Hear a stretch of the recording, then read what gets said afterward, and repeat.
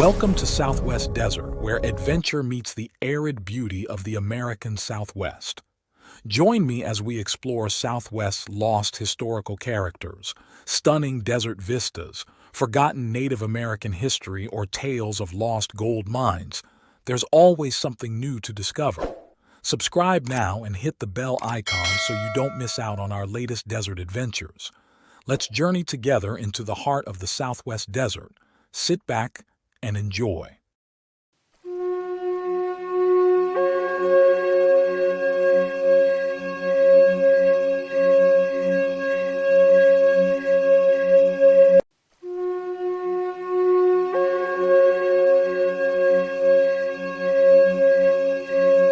Welcome, listeners, to another episode of Southwest Desert, where we uncover the hidden stories of the American West. Today we have an incredible tale of adventure, danger, and unexpected friendships in the harsh landscapes of the Southwest. Our story takes place in 1897, when the lines between civilization and wilderness were still blurry, and the echoes of the Old West could still be heard. A young woman, barely in her 20s, riding alone through the canyons of Utah. Her name is Marietta Wetherill, and she's about to embark on an adventure that will test her courage, challenge her perceptions, and ultimately become a defining moment in her life. But before we dive into Marietta's extraordinary experience, let's set the stage. It's January 1897, and a group of 25 adventurers is preparing for a scientific expedition to Grand Gulch on the San Juan River in Utah. Among them are archaeologists, students from prestigious Eastern universities, guides, packers, and cooks. And at the heart of this expedition are Richard Wetherill and his new bride, Marietta. Thank you for joining your desert frontiersman, Alan, for another Southwest True Tale. If you would like to help support my channel in time, hit the super thanks heart icon on the bottom of the video and contribute. Sit back and enjoy. Marietta was no stranger to the rugged life of the Southwest. She had met Richard years earlier when he guided her family on similar expeditions. Now, as a newlywed, she was ready to face the challenges of a 6-month camping trip in some of the most remote areas of the country.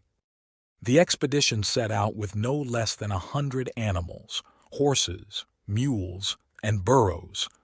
Little did they know that 22 of these horses would never return to their starting point in Mancos, Colorado. The journey was fraught with challenges from the start. Snow covered the ground, and beyond the small Mormon settlement of Bluff, there were no known trails to their destination. Undeterred, the group forged their own path into Grand Gulch. The descent into the canyon was treacherous. Pack loads had to be constantly adjusted, and despite all precautions, some animals were lost. Marietta would later recount the haunting scream of a horse plunging to its death when its pack was too wide to clear a rocky ledge. Once at the bottom of the canyon, the team set up camp, always mindful of the potential for flash floods. For 3 months they explored the area, discovering hidden caves in the canyon walls. These weren't high caves, but water-formed caverns that held secrets of ancient civilizations. Marietta's role in the expedition was to keep notes and take measurements. Her natural curiosity ensured she was always present when new discoveries were made. And what discoveries they were! In one particularly remarkable find, the team unearthed a mummy wrapped in 3 feather blankets, each more intricate than the last, and a rare piece of cotton weaving. But the truly fascinating aspect of this ancient gentleman was a deep scar from hip to hip, neatly sewn together with human hair.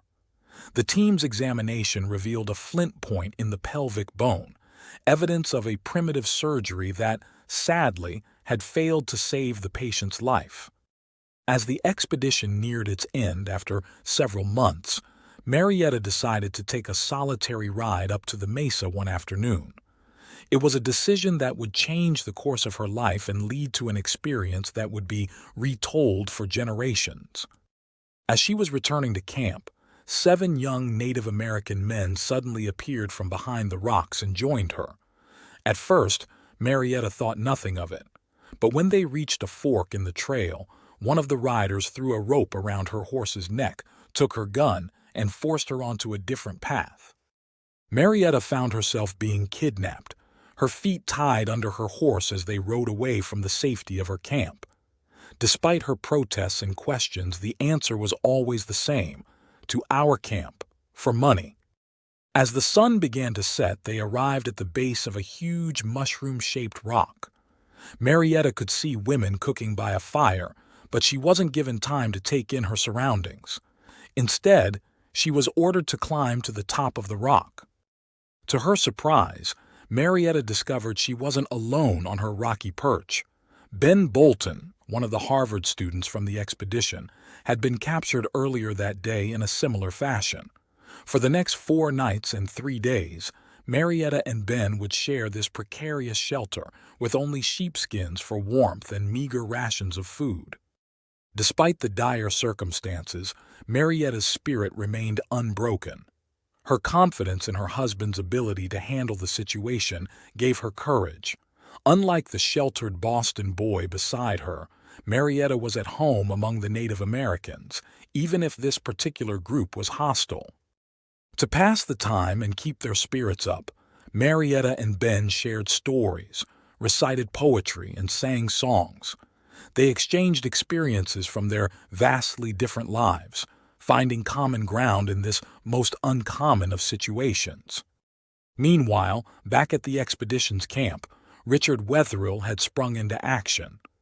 When Marietta didn't return and Ben was also discovered missing, Richard and his brother Clayton set out to find them. They followed the trail of hoofprints and moccasin marks, quickly realizing what had happened. 2 strange Native Americans appeared in the camp, acting as emissaries for the kidnappers. The ransom demand was steep, $1,000 in silver dollars for each captive. Richard made it clear that no money would change hands until Marietta and Ben were returned unharmed. What followed was a mad dash to raise the ransom money. Richard and Clayton rode hard for Mancos, changing horses at every stop. In Mancos, they managed to gather $700. Still short, they pushed on to Durango, where a well-known mining man named Johnny Kirkpatrick arranged for an additional $900.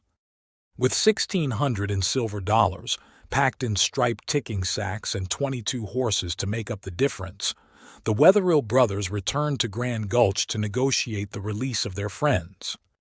On the morning of the 4th day of their captivity, Marietta and Ben were awakened by shouts from below. "Throw down your sheepskins and come down." Their ordeal was coming to an end. As they descended from their rocky prison, Ben was convinced they were about to be killed. But Marietta, ever the optimist, assured him that everything would be all right. The Native Americans provided them with a breakfast of corn pone and weak coffee before sending them on their way back to camp.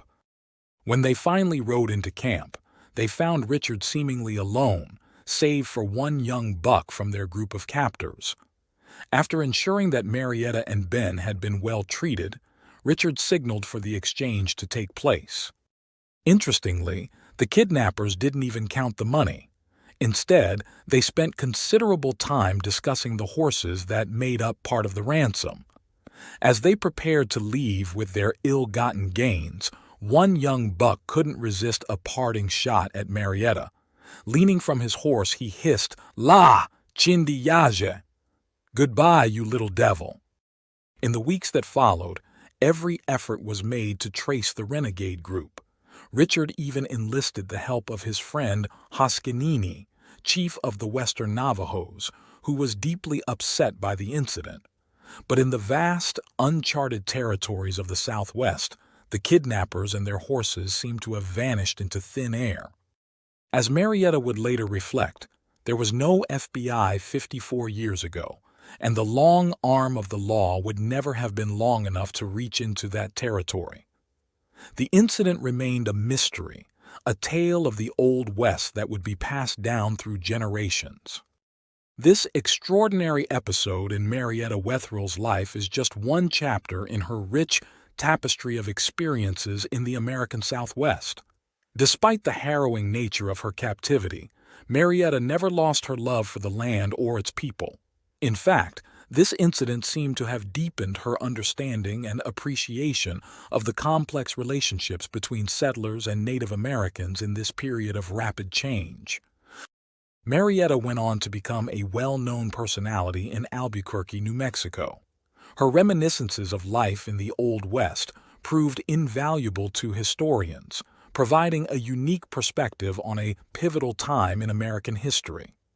As we reflect on Marietta's story, we're reminded of the resilience of the human spirit, the power of cultural understanding, and the complex tapestry of relationships that define the American frontier. Marietta's adventure atop that mushroom-shaped rock is more than just a tale of kidnapping and ransom.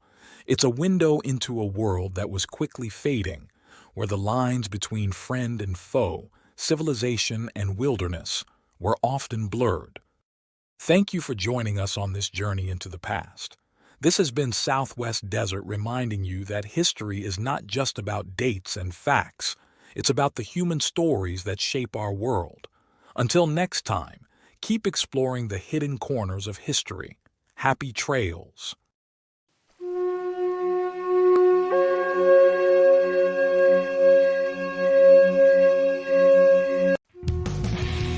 Thanks for watching. If you enjoyed this video, don't forget to like, comment, share, and subscribe for more great content. Hit the notification bell so you never miss an update. See you in the next video.